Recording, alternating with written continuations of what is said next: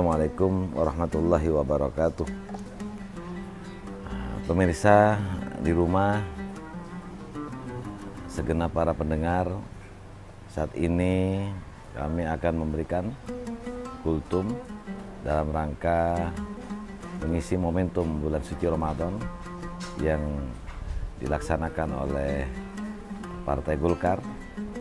Semoga kultum saya membawa penuh barokah dan semangat berpuasa selama di bulan Ramadan. Oleh karenanya, marilah kita bersyukur pada Allah Subhanahu wa taala atas nikmat yang Allah karuniakan pada kita, sehingga rasa syukur itu tentunya akan mengembalikan kepatuhan dan ketundukan kita kepada Allah untuk melaksanakan perintah-perintah Allah. Salah satunya diantaranya yaitu berpuasa wajib di bulan suci Ramadan. Kita ketahui Allah mewajibkan puasa selama bulan Ramadan dalam setahun. Tentunya perkara wajib ini sudah diwajibkan kepada umat-umat terdahulu sebelum Nabi besar Muhammad SAW. Yang jelas, puasa yang diperintahkan oleh Allah sebagaimana dijelaskan oleh Rasulullah, sumu tasihu, berpuasalah kalian maka kalian akan sehat dengan puasa tersebut. Namun Bapak Ibu sekalian, pemirsa di rumah yang menyaksikan video YouTube ini, kami saat ini diberi tema yaitu kiat-kiat atau tip cara mengatasi rasa lapar dan dahaga selama kita menjalani ibadah puasa. Sehingga kami berharap dengan tip-tip pola yang dijelaskan Rasulullah, semoga ini memberikan dampak yang bermanfaat bagi kita yang menjalani ibadah puasa, sehingga puasa itu dapat memberikan faedah sebagaimana yang disabdakan oleh Rasulullah, sumu tasihu, berpuasalah kalian maka akan sehat. Bukan sebaliknya, puasa justru membawa penyakit. Sebetulnya tidak ada ceritanya puasa itu menyebabkan emah atau menimbulkan rasa sakit lambung. Mereka rata-rata yang mengidap sakit di lambung atau memiliki emah akut karena dia tidak terbiasa saat sebelum Ramadan melakukan ibadah puasa. Makanya kita dianjurkan sebelum puasa Ramadan di bulan Sya'ban ini kita melatih mengocok perut kita dalam sebulan minimal 2 atau 3 kali untuk melatih diri kita berpuasa. Agar saat kita masuk dalam waktu bulan suci Ramadan kita tidak kaget, lambung kita, perut kita sudah terbiasa. Oleh karenanya, Bapak Ibu sekalian, yang kedua, marilah salawat dan salam kita curahkan kepada kehadiran baginda Rasulullah yang senantiasa membawa syariat, mengenalkan agama Allah kepada kita semua dengan harapan kita sebagai umatnya kelak layak dan patut mendapatkan syafaat yang sejati dari baginda Nabi kita, Nabi besar Muhammad SAW. Bapak Ibu sekalian, para pemirsa yang dirahmati dan dimuliakan oleh Allah SWT. Ada beberapa hal terkait kiat-kiat menjaga puasa kita agar tetap kuat menahan lapar dan dahaga. Paling tidak, faedah sumu tasihu, puasa menjadikan sehat, itu betul-betul kita dapatkan. Yang pertama, Rasulullah memberikan satu gambaran yang jelas pada kita. Beliau bersabda,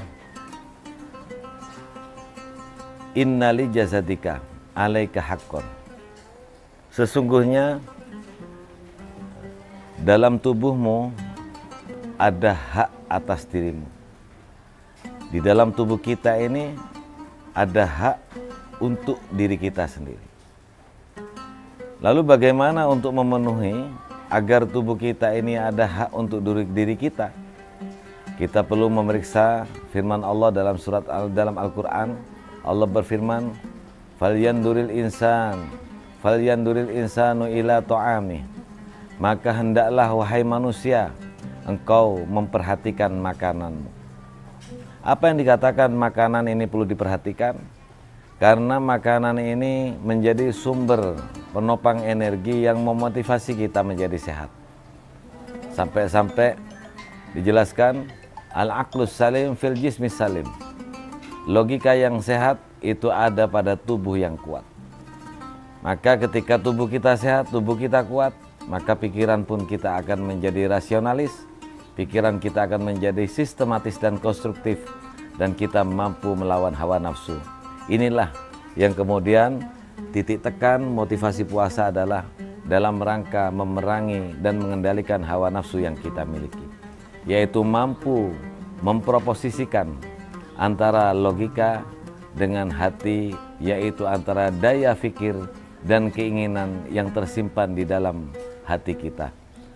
Bapak Ibu sekalian, pemirsa, para pendengar yang dirahmati dan dimuliakan oleh Allah, itulah kemudian Allah memerintahkan agar manusia itu memperhatikan makanannya, sehingga Nabi mempertegas ada 3 hal dalam tubuh kita: sulusun li ta'ami, wa sulusun li syarabi, wa sulusun li nafsi. Di dalam perut kita ada 3 aspek yang harus terpenuhi sehingga mampu mewujudkan keseimbangan di dalam membangun dinamisasi kesehatan kita. Otomatis dinamisasi kesehatan tubuh yang ditopang dengan baik dan stabil akan menunjang daya fikir kita sehingga memunculkan al-aqlus salim fil jismi salim. Logika yang baik, logika yang sehat itu ada pada tubuh yang kuat. Sehingga Nabi mengatakan 1/3 di dalam perut kita sangat memerlukan makanan. Maka 1/3 juga perut kita harus diisi dengan air yang cukup, dan 1/3 yang lain di dalam tubuh kita diisi dengan pernafasan. Karena hubungan nafas kita pada paru-paru juga berhubungan dengan perut. Apabila perut kita diisi bahkan 3/4 dengan makanan dan minuman, maka tidak lagi 1/3 nafas kita, bahkan tinggal beberapa mili pernafasan kita yang membuat kita sesak. Oleh karenanya, pola-pola pemahaman ini harus kita terapkan, sehingga ketika kita melakukan ibadah puasa, maka pola makan yang terjaga, makanan yang kita makan saat sahur, itu mampu menjadikan kita kuat menahan lapar dan menahan haus. Karena apa?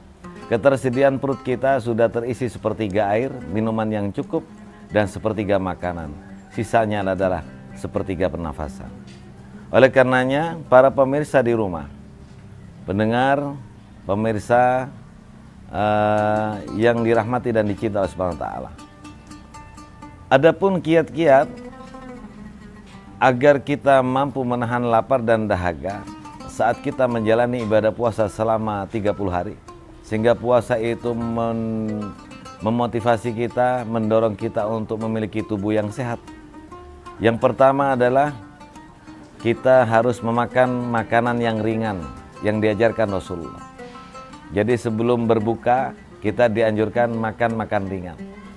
Kalau di masa Rasulullah itu Nabi tidak langsung makan roti dulu. Beliau makan kurma, walaupun hanya 1, 2, atau 3. Bahkan beliau berbuka dengan air dulu. Berbukalah walaupun dengan seteguk air, bersahurlah walaupun juga dengan seteguk air. Jangan sampai di dalam puasa Ramadan kita tidak melakukan buka puasa dan tidak melakukan ibadah sahur.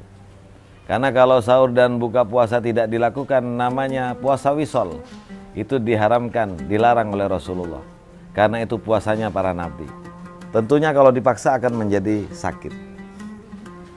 Jadi makanan-makanan ringan itu yang menjadi permulaan kita untuk start memulai agar lambung kita bekerja. Kemudian yang kedua, ada 8 semua tip untuk menjaga agar kita saat berpuasa bisa tahan lapar dan tahan dahaga. Yang kedua, di dalam mengkonsumsi makanan dianjurkan santai, tidak terlalu kesusu. Selain santai, mengunyahnya juga dengan betul-betul rinci. Sampai-sampai dijelaskan oleh beberapa hadis, Rasulullah itu dalam mengunyah makanan sesuai dengan jumlah gigi Rasul, yaitu antara berjumlah 32 sampai 33 kali kunyahan. Walaupun di sini juga diterjemahkan oleh beberapa para analisa dokter bahwa 33 kali kunyahan itu apabila kita memakan makanan yang berat seperti daging. Bahkan dianjurkan cukup 5 sampai 10 kunyahan, itu pun kalau memakan makanan yang ringan. Cuman 32 itu adalah kunyahan yang paling banyak, yang paling bagus. Kenapa disuruh banyak mengunyah? Karena ini akan membantu kinerja usus dan lambung kita di dalam memproses makanan sehingga daya tahannya lebih lama. Itulah yang membuat orang kemudian tidak gampang lapar. Kenapa? Karena kerja ususnya tidak ngoyo. Kerja lambungnya tidak ngoyo. Tapi kalau kerja usus dan lambung ngoyo akibat kunyahan kita terlalu sedikit, lengoyohnya kemudian capek, itulah yang menyebabkan lambung kita cepat lapar. Karena kerja lambung yang terlalu berlebihan juga bisa mengeluarkan asam lambung yang tinggi. Nah, sehingga intinya adalah berkecukupan. Makanan santai, minuman santai juga diajarkan Rasulullah. Usahakan, kata Rasulullah, kalau kau minum, bernafaslah di luar gelas. Jangan sampai kau satukan nafas dalam satu tegukan. Sehingga antara karbon dioksida yang dikeluarkan oleh nafas tidak menyatu dengan kandungan oksigen yang ada di dalam air. Itulah yang dianjurkan Nabi, makan santai, tidak usah ke susu sehingga tersedak, yang akhirnya batuk. Dan bagian dari kesusu dalam makanan adalah perbuatan setan karena tidak ada ketenangan. Dan makanan kalau cepat biasanya tidak dinikmati. Berbeda dengan makan yang makanan santai. Orang yang makannya santai dengan kunyahan yang cukup, biasanya makanannya lebih produktif, lebih efektif dalam proses pencernaan tubuhnya sendiri. Kemudian yang ketiga, tidak berlebihan saat makan, berbuka, dan sahur. Tadi sudah dijelaskan batasan-batasan, sepertiga makanan dalam perut, sepertiga air, dan sepertiga di dalam tubuh kita adalah yaitu pernafasan. Karena kalau berlebihan tadi membuat kinerja jantung, bahkan kinerja ginjal, bahkan kinerja lambung kita menjadi ngoyoh sehingga menjadi cepat lelah. Kalau makannya berlebihan, kadang-kadang kan banyak orang yang sahur itu makannya kepingin banyak supaya tahan kenyang, tahan lapar. Itu justru keliru. Karena perut kita sudah ada batasan-batasan tertentu untuk mengisi makanan dan mengisi kandungan air.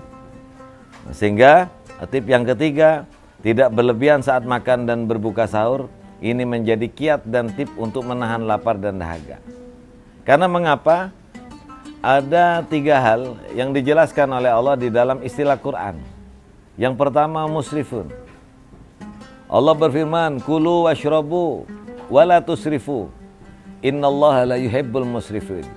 Di dalam surat Al-A'raf ayat 31. Allah berfirman, makanlah kalian wahai makhlukku, minumlah kalian wahai makhlukku, wala tusrifu, dan janganlah kalian berlebih-lebihan dalam makan dan minum. Innallaha la yuhibbul musrifin. Sesungguhnya Allah tidak menyenangi, tidak menyukai orang yang berlebih-lebihan. Ada istilah lain, mu'tadin, orang yang melampaui batas dalam makanan. Ada juga dengan istilah tabdzir atau pemborosan atau berlebih-lebihan dalam hal makanan. Sehingga boros juga tidak memiliki sifat hemat. Padahal uang lebihnya dari makanan yang kita belanjakan bisa dibuat membantu orang miskin yang kelaparan. Ini beberapa hal yang menjadi catatan. 3 hal, israf, tidak diperbolehkan, mu'tadin, melampaui batas, dan mubadirin, pemborosan, sehingga makanannya terbuang begitu saja. Innal mubadirina, sesungguhnya perkara yang mubadir adalah saudaranya setan atau perbuatan setan. Adapun kiat yang keempat, agar kita bisa memahan lapar dan dahaga selama kita menjalani ibadah puasa dalam bulan Ramadan. Yang keempat adalah mengkonsumsi makanan yang mengandung serat tinggi. Contoh, kita sepakati, beberapa dokter sudah menjelaskan, yang halus tapi banyak mengandung serat adalah buah-buahan, sayur mayur, kemudian biji-bijian, kacang-kacangan. Itu mengandung serat yang mudah atau mempermudah usus besar kita dan lambung kita untuk memproses makanan yang masuk ke dalam perut kita. Ini juga bisa membuat kita lebih tahan di dalam menahan rasa lapar dan haus. Karena di dalam buah, di dalam sayur juga sudah ada kandungan air. Kemudian tip yang kelima, Bapak Ibu sekalian, para pemerhati yang dirahmati dan dicintai oleh Subhanahu wa taala. Yang kelima, kiat untuk menahan lapar dan dahaga selama menjalankan ibadah puasa di bulan Ramadan, yaitu mengkonsumsi makanan yang mengandung protein tinggi. Intinya adalah bergizi 4 sehat 5 sempurna, betul-betul dimiliki, agar tubuh kita ini betul-betul sempurna di dalam menerima asupan makanan yang bergizi. Apa saja protein yang tinggi? Contoh misalnya seperti daging, ikan, telur. Tapi dengan catatan tadi yang dijelaskan Nabi, ketika pada hal konsumsi makanan yang berat dianjurkan kunyahannya sampai 32 dan 33 kali. Agar serat-serat yang masuk dapat mempermudah kinerja lambung dan usus besar di dalam menghancurkan makanan-makanan yang masuk melalui mulut kita. Kemudian yang keenam, Bapak Ibu sekalian, kiat menjaga agar kita tetap mampu menahan lapar dan dahaga selama menjalankan ibadah puasa di bulan Ramadan. Yang keenam yaitu kurangi makanan yang tinggi gula atau yang manis-manis. Karena kandungan gula ini yang berlebihan biasanya akan memicu asam lambung yang tinggi. Yang kedua, memicu rasa lapar dan haus yang juga tinggi. Orang biasanya kalau banyak makan manis itu kepingin banyak minum. Orang yang banyak makan manis biasanya perutnya cepat lapar, padahal sudah makanannya banyak. Jadi inilah yang menjadi catatan-catatan yang keenam dalam menjaga puasa kita agar tetap energik, sehat, dan tidak kelaparan serta merasa haus.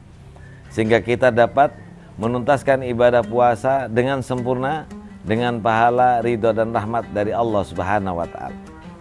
Tip yang ketujuh, Bapak sekalian, konsumsi air yang cukup. Tadi sudah dijelaskan oleh Nabi kita, sulusun fisyarab, sepertiga di dalam perut kita itu harus ada ketercakupan air sepertiga. Jangan sampai air yang kita minum kurang, karena air bagian dari alat untuk menggiling makanan yang berat. Sama kayak penggilingan. Kalau perkara yang digiring berat tidak ada airnya, maka mesin penggilingnya berat. Air ini akan membasahi lidah kita, akan membasahi tenggorokan kita. Air ini akan keluar dengan uap ketika kita bicara. Bahkan air yang kita minum juga akan membantu kelopak mata kita, membasahi kedua mata kita saat berkedip. Yang kedelapan, jangan pernah melewatkan sahur. Sahur ini sangat disunahkan oleh Rasulullah. Sampai Rasul bersabda, tasaharu walau bil ma'. Bersahurlah kalian meskipun dengan seteguk air. Jangan sampai tidak sahur, karena sahur ada pahalanya tersendiri. Justru berbeda orang yang berpuasa dengan sahur dengan puasa tanpa sahur. Biasanya lebih kuat, lebih tahan dengan sahur. Karena makanan sahur akan menjadi sumber energi yang akan kita pakai saat kita tidak makan dalam menjalankan ibadah puasa, mulai dari setelah terbit fajar sampai terbenam matahari. Sementara buka puasa adalah energi mengisi perut kita yang kosong setelah lambung kita bekerja lama selama 5 jam dari makan, diisi untuk membuat daya tahan tubuh kita terjaga selama di waktu malam hari. Jadi jangan sampai kita nggak sahur, karena sahur itu banyak mengandung keberkahan. Dan Rasul menganjurkan kita agar kita mengakhirkan sahur. Kebanyakan teman-teman kita biasanya takut di pagi hari gak bangun, malah sahurnya jam 9 malam. Jadi nanti tidur bangun langsung subuh. Jadi kita kehilangan fadilah waktu sahur. Nabi menganjurkan akhiru bis sahur, akhirkan waktu sahur, karena di dalam sahur terdapat kebarokahan. Itulah menjadi catatan-catatan buat kita semua, bahwa penting kita menjaga ibadah puasa kita agar kita betul-betul bisa mendapatkan fadilah dari hadis Nabi, Man shoma ramadhana imanan wahtisaban ghufira lahu ma taqaddama min dzambih. Barang siapa yang berpuasa di bulan Ramadan dengan penuh ridho, iman serta rahmat dari Allah, maka puasa yang dijalaninya hari demi hari menyebabkan dirinya mendapatkan ampunan yang besar dari Allah Subhanahu wa taala.